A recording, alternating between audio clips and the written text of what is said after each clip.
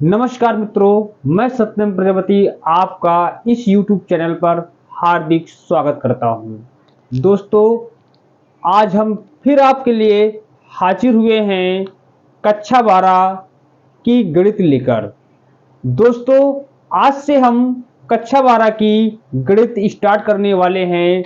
जो आज गणित का पहला दिन अर्थात फर्स्ट क्लास होगी, जिसमें हमें चैप्टर नंबर 1 का संबंध एवं फलन का परिचय जानना है।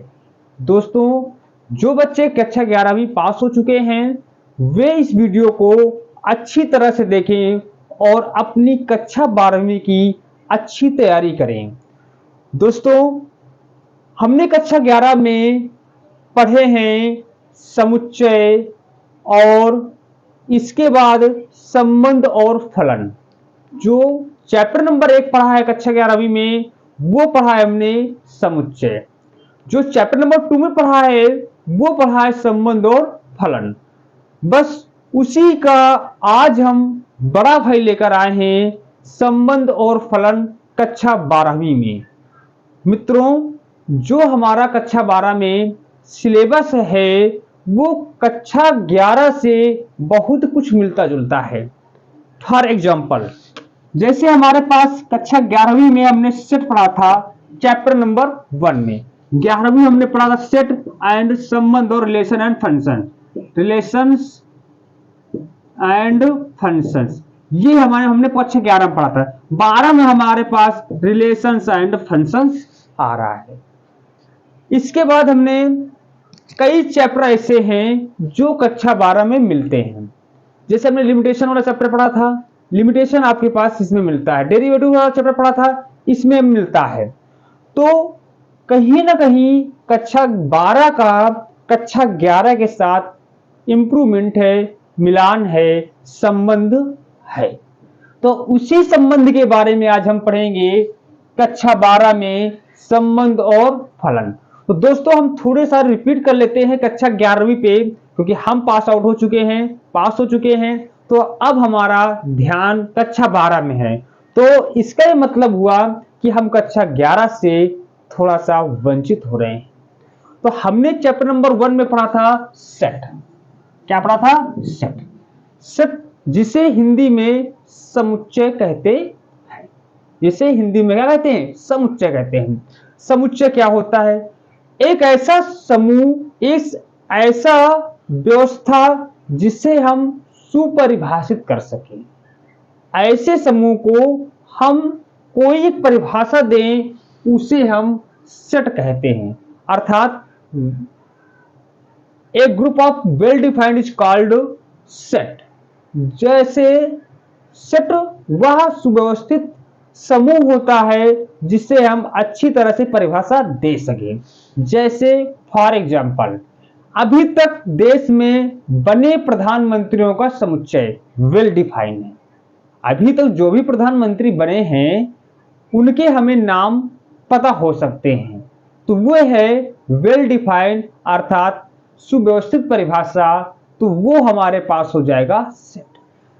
जो सेट है, अब आगे आते हैं। जैसे अगले 15 वर्षों में बनने वाले प्रधानमंत्रियों का समुच्चय वेल डिफाइंड नहीं है, ये सेट नहीं होगा।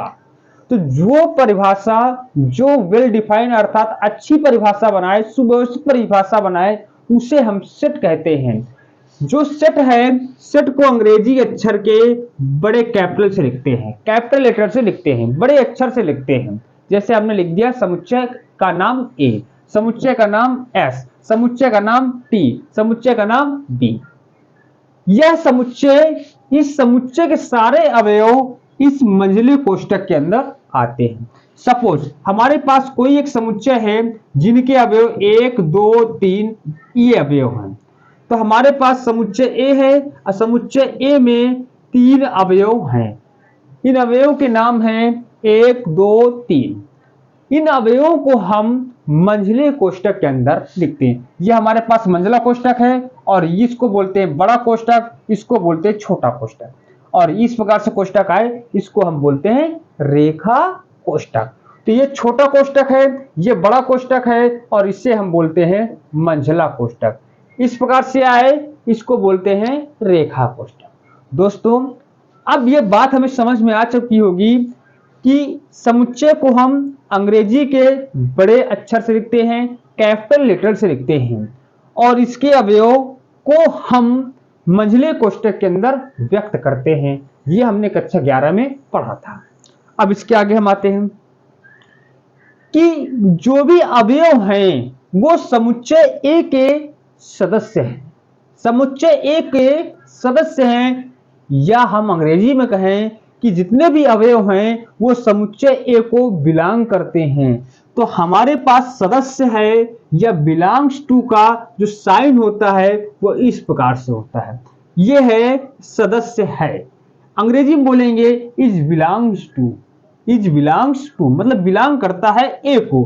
तो हम लिखने का जो तरीका होगा वो हो जाएगा एक belongs to A, two belongs to A, three belongs to A, और four does not belongs to A. अब देखो ये four does not belongs to A क्यों हुआ? क्योंकि जो चार है वो ए का सदस्य नहीं है। यहां पर कहीं पर दिख रहा क्या? चार नहीं दिख रहा। तो चार is does, four does not to belongs to A, अर्थात चार ए को बिलोंग नहीं करता। तो हमारे पास इसमें केवल तीन अवयव हैं और तीनों इस प्रकार से परिभाषित हो जाएंगे। आगे बात सुनिए, तो ये हमारे पास सेट था और सेट के अवयवों के बीच में एक कॉम्बिनेशन था। अब इसके आगे हम पढ़ते हैं आज सबसेट। सबसेट क्या होता है? सेट तो पढ़ चुके, अब सबसेट क्या होता है? देखो भैया, सबसेट, सबसेट क्या होता है? सबसेट को अंग्रेजी में बोलते हैं उप समुच्चय। क्या बोलते हैं? उप समुच्चय। अगर हमारे पास देखो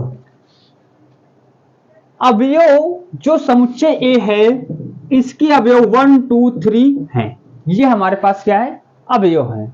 अब ये अवयव खुद का अपना एक समुच्चय बना लें तो वो इसके उपसमुच्चय कहलाएंगे। क्या कहलाएंगे? इनके उपसमुच्चय कहलाएंगे। अब जैसे हमारे पास जब तक ये बच्चे हैं तो ये इसके सदस्य हैं। अब ये बड़े हो गए, शादीशुदा हो गए, तो हमारे पास ये क्या बना? अपना एक परिवार बना लेंगे। अब ये क्या हो जाएगा? Bracket of A subset of A, one bracket of one subset of A. अपना फैमिली वाले हो गए, सबसेट हो गए, तो फैमिली वाले हो गए, तो ये बनेगा अपना एक परिवार पूरा, इनका बनेगा इसका एक सेट खुद बन जाएगा। और ये सेट इस सेट के अंदर है तो बोलेंगे ये इसका सबसेट है। क्या बोलेंगे? एक जो है वो ए का सबसेट है। दो को ब्रैकेट के अंदर लिख दो, लिखेंगे bracket of 2 subset of A, bracket of 3 subset of A, bracket of 1 2 subset of A. इस प्रकार से सबसेट की परिभाषा होती है। अब आगे आते हैं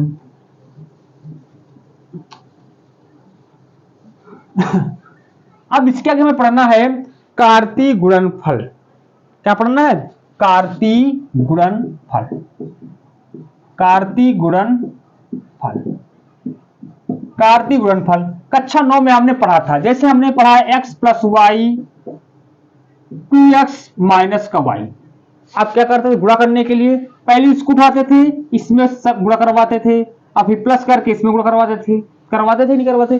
2x गुणे 2x किया आपने, इसके साथ माइनस x गुणे y करते थे, फिर इसको उठाते थे प्लस y गुणे 2x करते थे, माइनस y गुणे y। वैसे ही कार्तीय गुणनफल भी डिफाइन करेंगे। सपोज करते हैं कि हमारे पास सेट ऑफ ए, समुच्चय ए बराबर 1 2 3 मान लिया। हमने मान लिया कि सेट ए बराबर है 1 2 3। सेट ए बराबर क्या मान लिया? 1 2 3। और अब जब गुणनफल करना है तो एक अगली संख्या भी हमारे पास क्या? ये ए मान ले तो बी भी होना आवश्यक है, तभी हमारे पास गुणनफल होगा।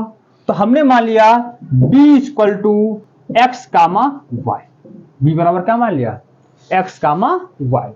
अब हमें कार्तीय गुणनफल निकालना है। कार्तीय गुणनफल A cross B, A into B, A cross B निकालना है।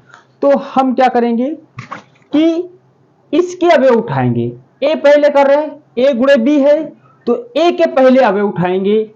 पहला अवयव क्या है? एक। एक का एक्स के साथ संबंध बनाएंगे, तो हो क्या जाएगा? Bracket of 1 comma x. गुणनफल इस प्रकार से लिखेंगे इसमें, ऐसे x गुणे 2x, तो यहां पर 1 गुणे x, तो 1 कामा x। अब 1 उठाएंगे y के साथ, x उठाया था y के साथ, तो हो जाएगा 1 कामा y। अब 1 के सारे अवयवों से गुणा हो गया, a इस 1 का इसके सारे अवयवों के साथ गुणा हो गया। आगे क्या हो जाएगा? आगे हो जाएगा 2 के अवयव लेंगे, सबके साथ गुणा करवा देंगे, तो हो जाएगा 2 कामा x, 2 कामा y हो गया। अब 3 उठाएंगे, तो 3 कामा x और 3 कामा y, इस प्रकार से हो जाएगा। अगर हमें निकालना हो b क्रॉस a, b गुणे a, तो हम क्या करेंगे? b के अवयव को चूज करेंगे। पहले x है, x का करवाएंगे एक साथ, x कामा 1, x उठाएंगे 2 के साथ, x कामा 2, x उठाएंगे x कामा 3, और y x का हो गया सबके साथ, y उठाएंगे y कामा 1, y कामा 2, y कामा 3। इस प्रकार से ये गुणनफल होता है। इसे कहते हैं कार्तीय गुणनफल। अर्थात जैसे हमारे पास a गुणे b करना है, तो a के अवयव पहले लिखे जाएंगे, a के अवयव पहले लिखे जाएंगे, a के अवयव पहले लिखे जाएंगे, a के अवयव पहले लिखे जाएंगे।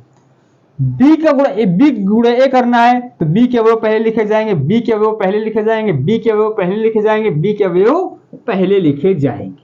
ये होता है कार्तीय गुणनफल। अब देखते हैं, a गुणे b does not equal b गुणे a। अब आप देख रहे हैं कि a गुणे b और b गुणे a का कहीं पर भी मैच नहीं है, अर्थात a गुणे b does not equal to b गुणे a।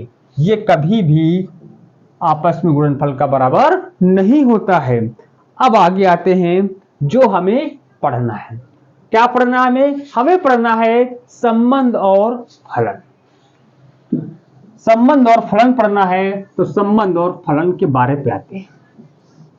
तो संबंध के बारे में हम जान चुके हैं। अब आगे आते हैं संबंधों के प्रकार। संबंधों के प्रकार,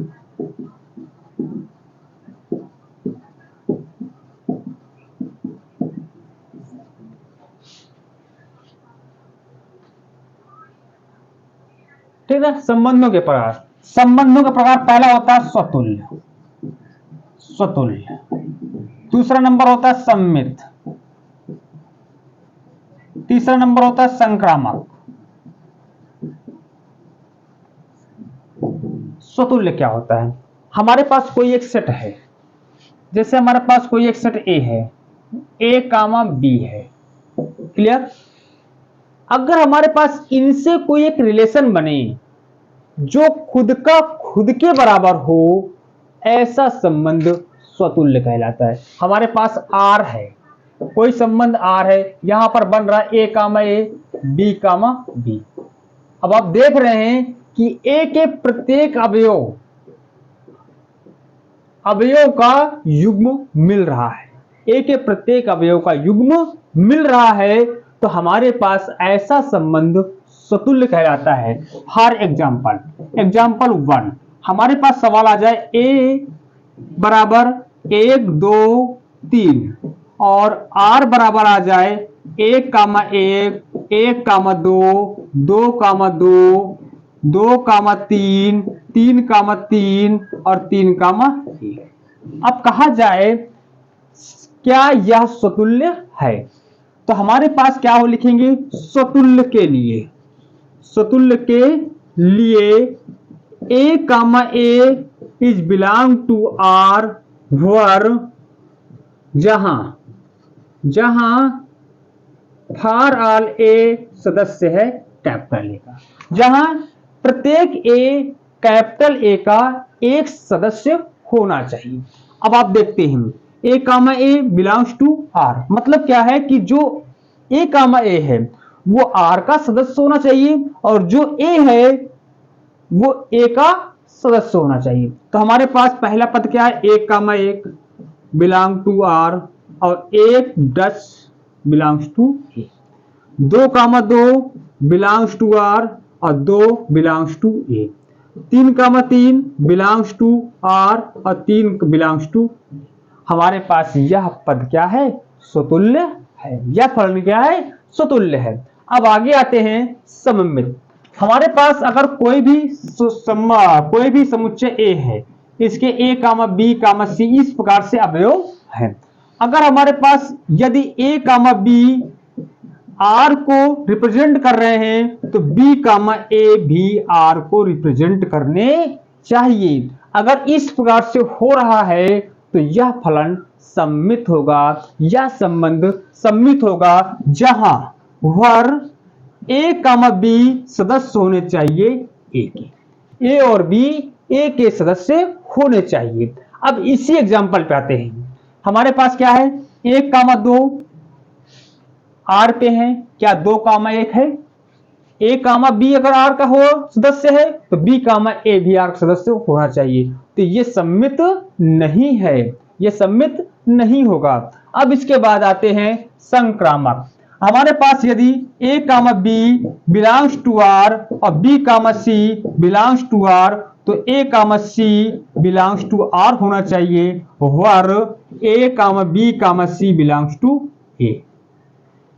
मतलब क्या है कि अगर ए कामा बी आर को रिप्रेजेंट कर रहे हैं, बी कामा सी आर को रिप्रेजेंट कर रहे हैं, तो ए कामा सी आर को रिप्रेजेंट करना चाहिए, जबकि ए कामा बी कामा सी ए के सदस्य हैं। ये है संक्रामक। अगर इसी कंडीशन फॉलो नहीं कर रहा तो संक्रामक नहीं होगा, फॉलो कर रहा है तो संक्रामक होगा। अब अगर हमारे पास स्वतुल्य, सम्मित, संक्रामक तीनों फॉलो करते हैं तो उसको बोलते हैं तुल्यता संबंध। क्या बोलते हैं, तुल्यता संबंध। अब हम आगे आते हैं एक क्वेश्चन पर। सिंपल क्वेश्चन लेते हैं, एग्जांपल। कोई एग्जांपल ले लेते हैं, इसके बारे में समझते हैं। हमारे पास क्वेश्चन है, एक उदाहरण है। एक उदाहरण है कि हमारे पास कोई समुच्चय ए है। एग्जांपल 1, ए है 1 2 3 4 इस प्रकार से समुच्चय है, जिसका संबंध आर 1,1 1,2 1,3 2,1 2,2 2,3 3,1 3,2 और 3,3 4,1 4,2 4,3 और 4,4 इस प्रकार से संबंध है। तो बताइए क्या यह तुल्यता संबंध है। तो हम आते हैं स्वतुल्य के लिए। किसके लिए आते हैं, स्वतुल्य के लिए। स्वतुल्य के लिए आते हैं तो हमारे पास क्या होना चाहिए, A comma A belongs to R for A सदस्य होना चाहिए ए का। तो हमारे पास 1,1 2,2 3,3 और 4,4 सभी हैं। तो हमारे पास आर क्या है, स्वतुल्य है। इसके बाद सम्मित के लिए, सम्मित के लिए क्या होना चाहिए अगर हमारे पास 1,2 आर को रिप्रेजेंट कर रहे हैं तो 2,1 भी आर को रिप्रेजेंट करने चाहिए है। 1,3 प्रेजेंट कर रहे हैं, 3,1 भी रिप्रेजेंट करना चाहिए। 2,3 प्रेजेंट कर रहे हैं, 3,2 भी रिप्रेजेंट करना चाहिए। 4,1 प्रेजेंट कर रहे हैं, 1,4 प्रेजेंट नहीं कर रहा है, तो सम्मित नहीं होगा। अब आगे आते हैं संक्रामक के लिए। 1,2 प्रेजेंट कर रहा है, 2,3 रिप्रेजेंट कर रहा है, तो क्या 1,3 है, 1,3 है। ठीक है, 1,3 रिप्रेजेंट कर रहा है, 3,2 रिप्रेजेंट कर रहा है, 1,2 रिप्रेजेंट कर रहा है ये भी। हमारे पास 2,1 या 4,2